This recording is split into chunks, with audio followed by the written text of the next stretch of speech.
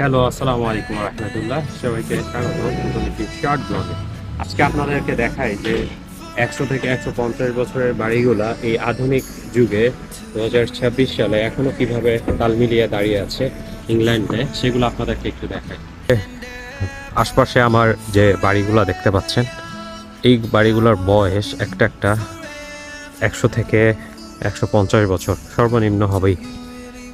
কিন্তু এই যে 2026 সালে আধুনিক যুগে এসে এগুলো দাঁড়িয়ে আছে তাল মিলিয়ে, এটা আসলে সত্যি একটা অ্যামেজিং, মানে অবাক করা বিষয়।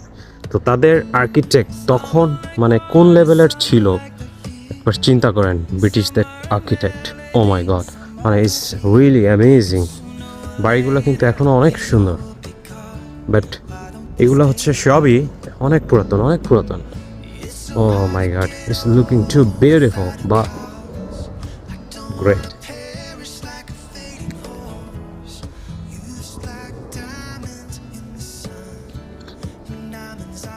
ওই যে ওটা হচ্ছে হিলের উপরে আবার বাড়ি। তো পুরা এই আমি যে শহরটা থাকি, এই শহরটা খুবই সুন্দর। Ups and down, ups and down, অসম্ভব সুন্দর।